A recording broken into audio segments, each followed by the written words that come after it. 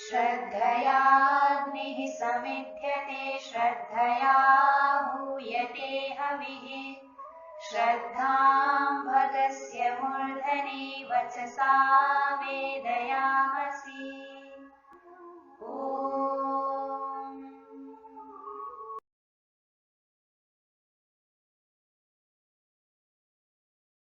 नमस्ते जी। ए ही संस्कृतम शिक्षेमहि में आप सभी का हार्दिक स्वागत है। आशा करती हूँ आप सब कुशल होंगे, स्वस्थ होंगे। संस्कृत की आवृत्ति करते हुए, संस्कृत का व्यवहार में प्रयोग करते हुए संस्कृत का आनंद ले रहे होंगे। आइए नई कक्षा आरंभ करने से पहले पिछली कक्षा की हम आवृत्ति कर लेते हैं।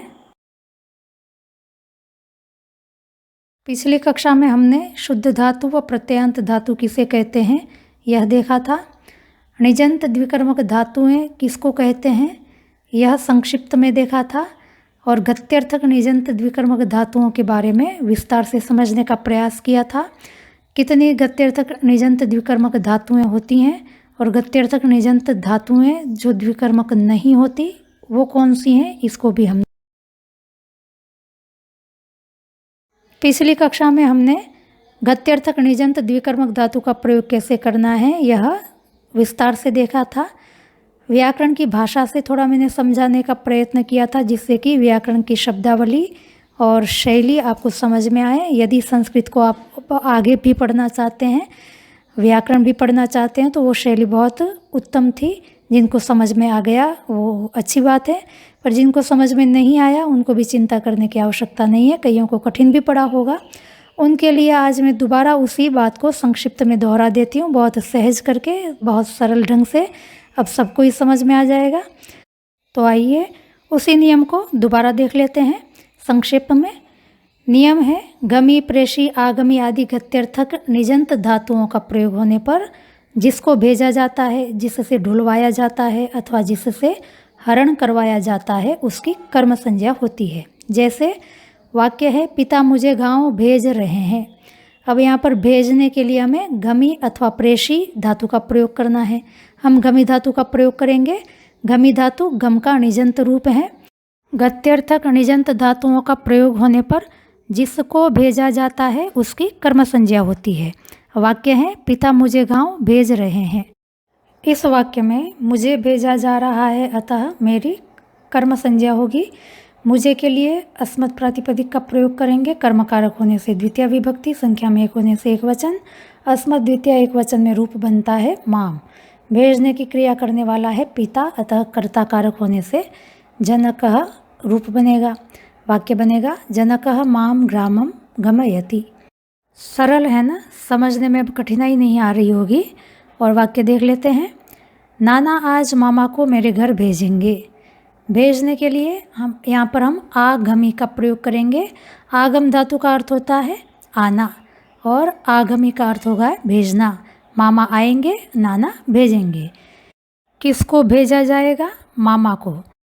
मामा को संस्कृत में मातुल कहते हैं। कर्मकारक होने से द्वितीय विभक्ति, संख्या में एक होने से एक वचन। मातुल द्वितीय विभक्ति एक वचन में रूप बनता है मातुलम। भेजने वाला कौन है? नाना। तो नाना को संस्कृत में मातामह कहते हैं। अतः वाक्य बनेगा मातामहः अद्य मातुलम मम गृहम आगमयिष्यति। यदि वाही धातु नियंत्रित कर्तृक है तो जिससे ढुलवाया जाता है उसकी कर्म संज्ञा होगी। जैसे किसान बैल से गेहूं, खेत से घर ढुलवा रहा है। अब यहाँ पर किससे ढुलवाया जा रहा है? बैल से। बैल को नियंत्रण की अपेक्षा होने से वाही धातु नियंत्रित कर्तृक कही जाएगी और बैल कर्मकारक बन जाएगा।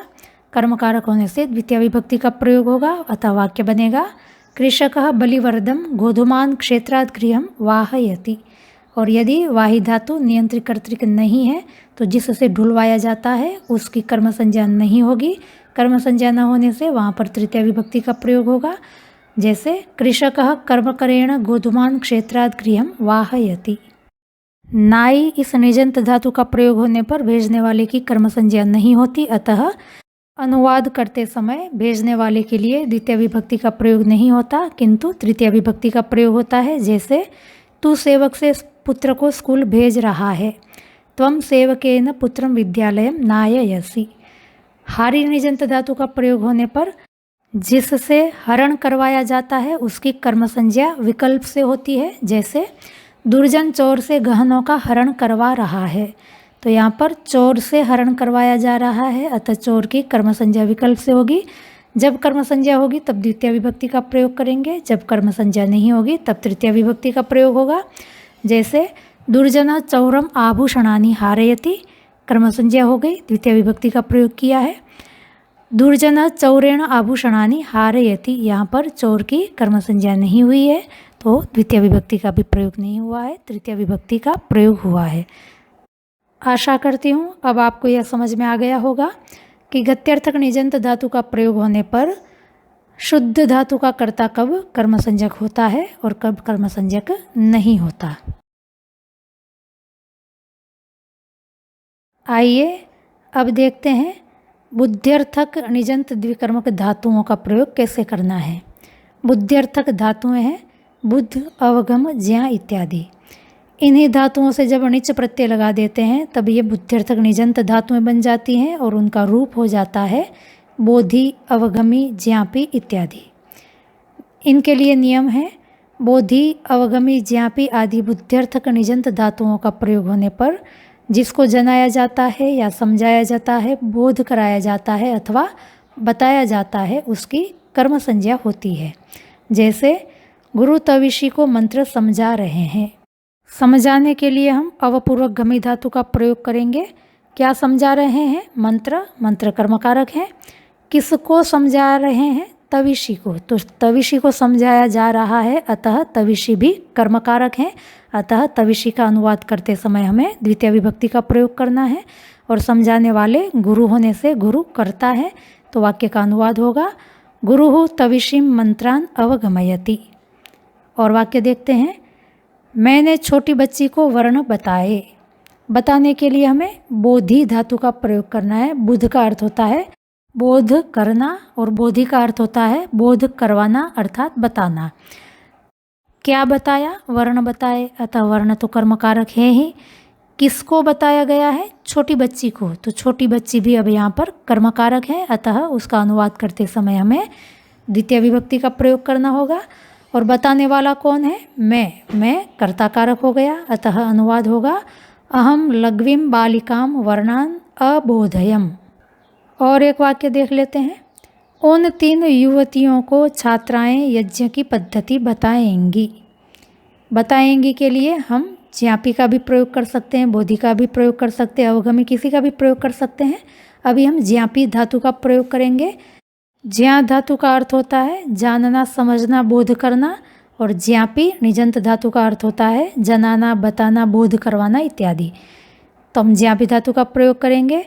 क्या जनाना है, बताना है? यज्ञ की पद्धति, अतः पद्धति कर्मकारक है ही। किसको बताना है?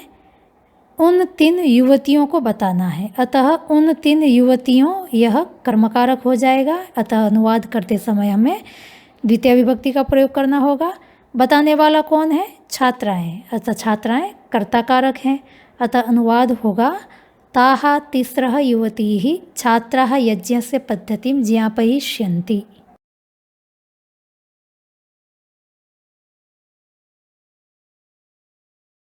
आइए अब देखते हैं खाना पीना निगलना अर्थ वाली निजंत द्विकर्मक धातुओं का प्रयोग किस प्रकार किया जाता है।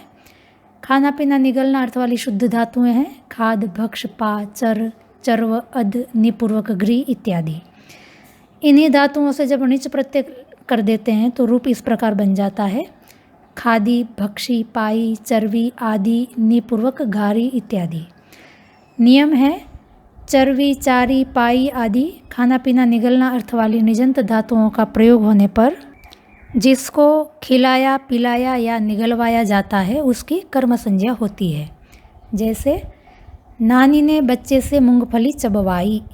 चबाने के लिए चर्व धातु का प्रयोग होता है जिसके रूप पठ के समान ही चलते हैं।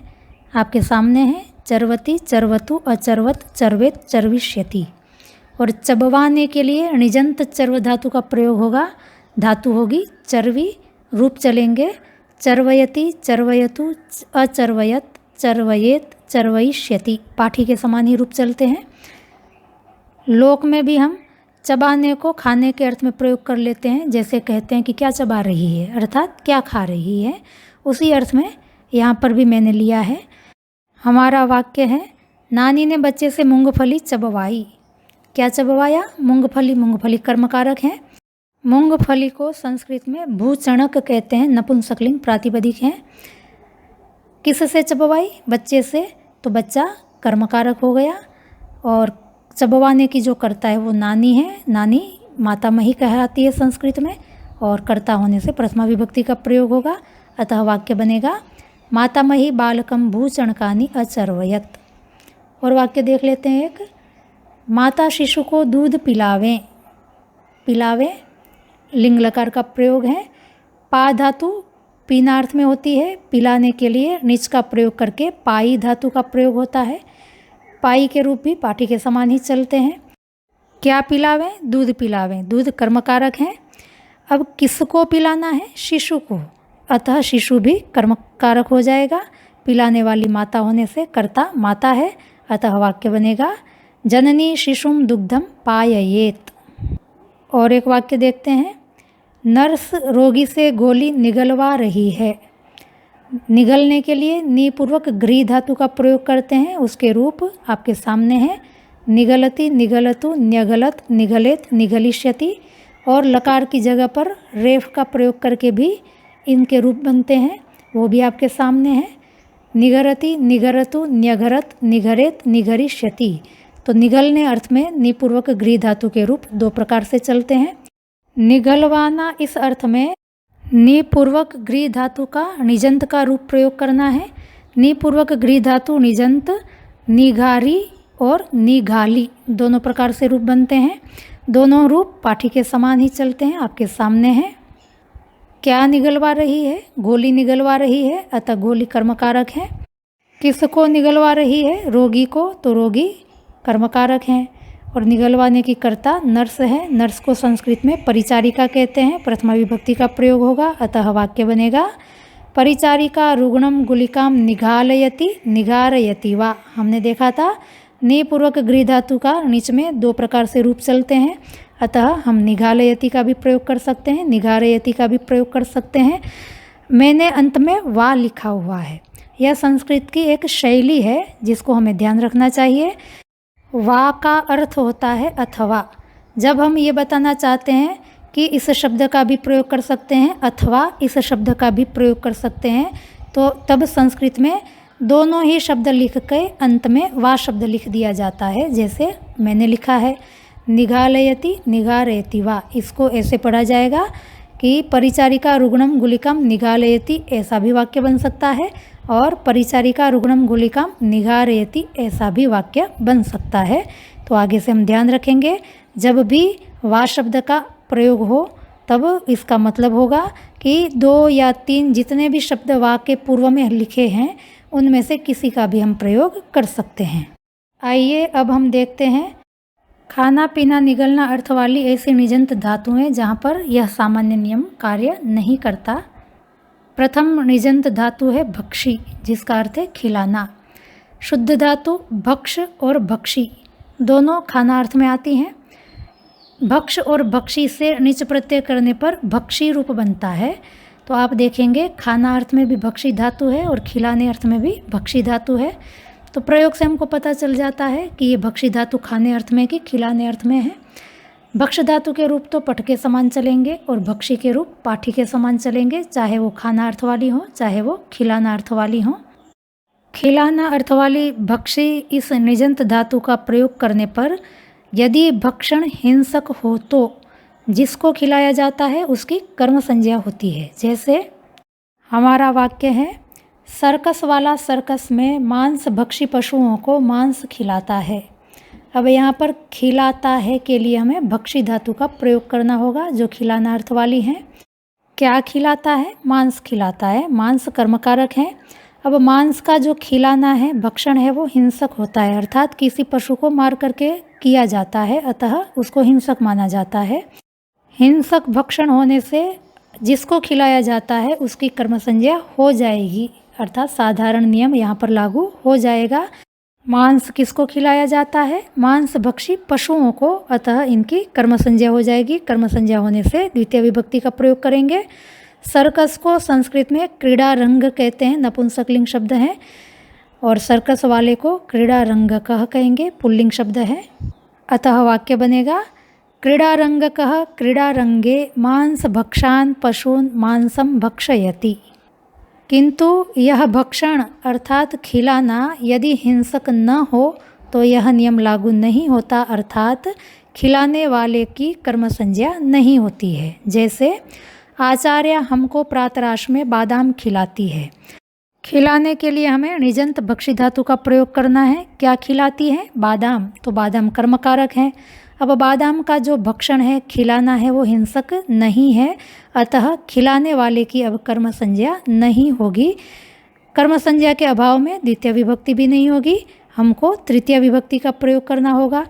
आप वाक्य में देखें, बादाम किसको खिलाई जा रही है? हमको। तो अब हमको का अनुवाद करते समय हमें तृतीय विभक्ति का प्रयोग करना होगा। अतः वाक्य बनेगा आचार्य अस्माभिः प्रातराशे वातादान भक्षयति। तो आप देखें, हमको का अनुवाद हुआ है अस्माभिः, अस्मद तृतीय विभक्ति बहुवचन। बादाम को संस्कृत में वातादः कहते हैं, अकारांत पुल्लिंग प्रातिपदिक है, अतः द्वितीय विभक्ति बहुवचन में रूप बना है वातादान।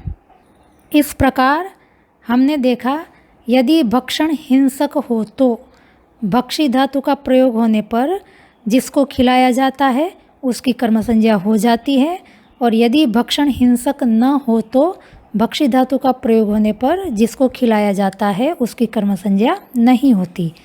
आइए अब देखते हैं खाना पीना निगलना अर्थ वाली ऐसी निजंत धातुएं जिनका प्रयोग होने पर खिलाने वाले की कर्म संज्ञा नहीं होती।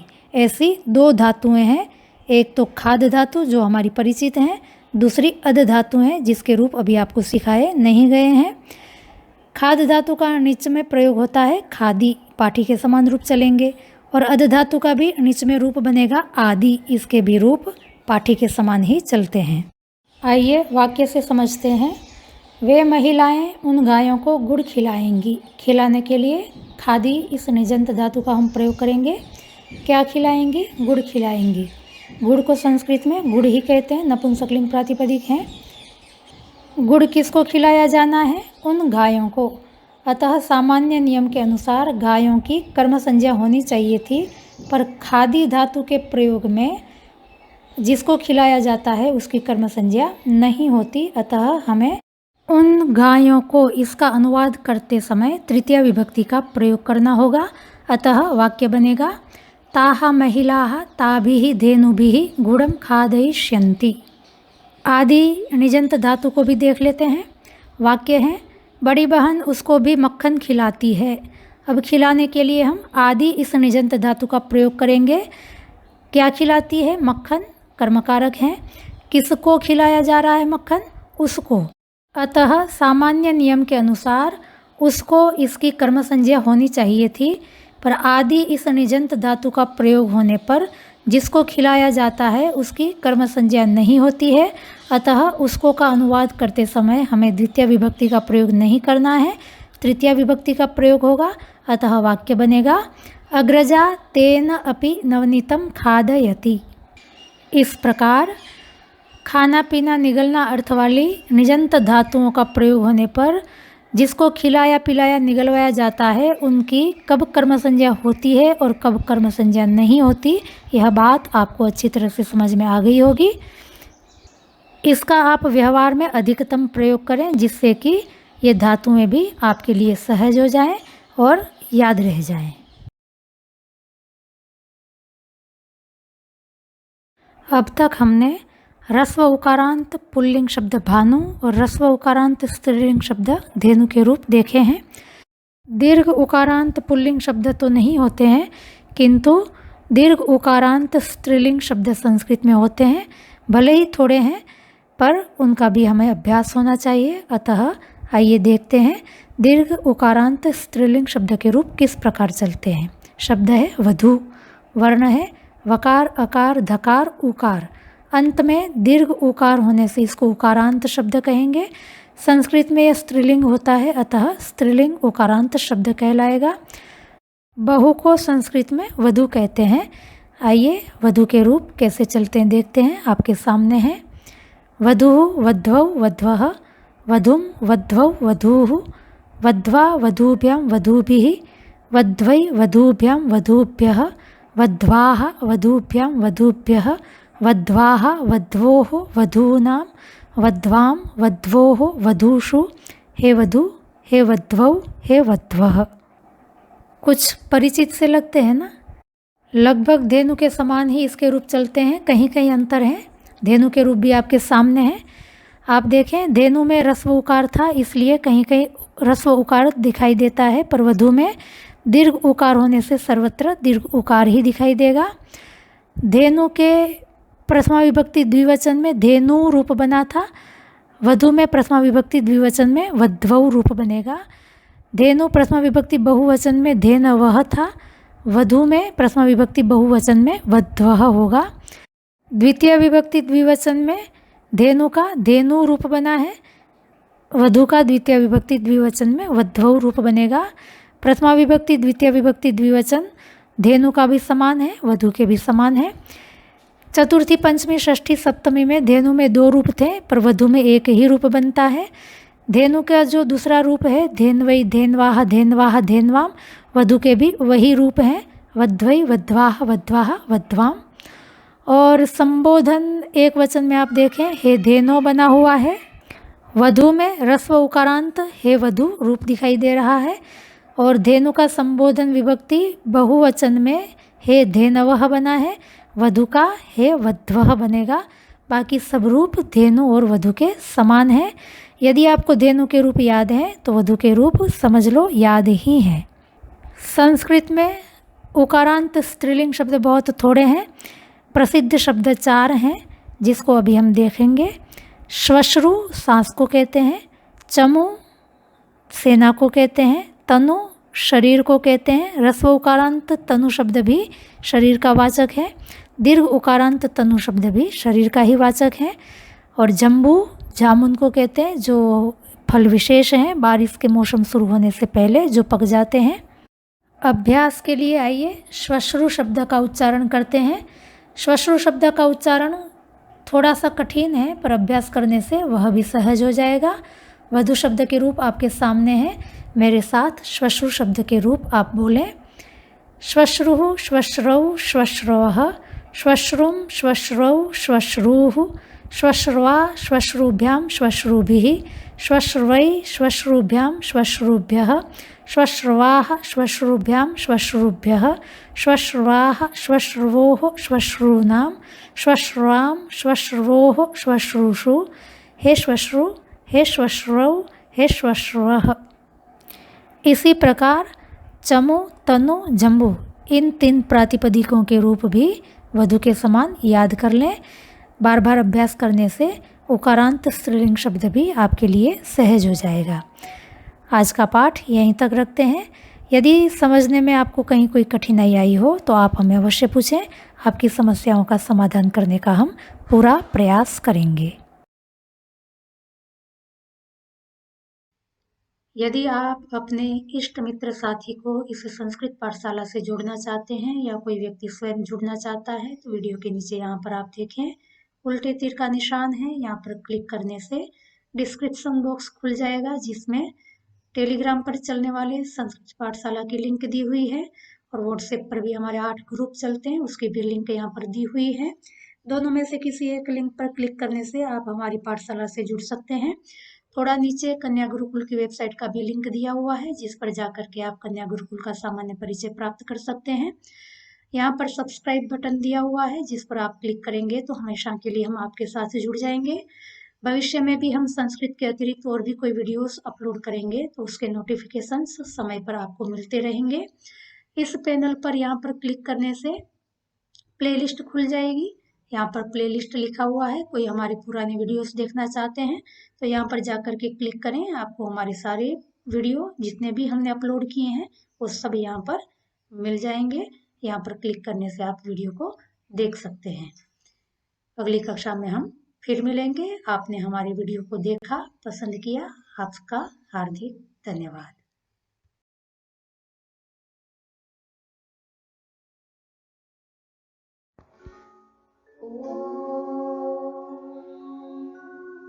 श्रद्धां प्रातर्हवामहे श्रद्धां मध्यं दिनं परि श्रद्धां सूर्यस्य निमृचे श्रद्धे श्रद्धापये हनः।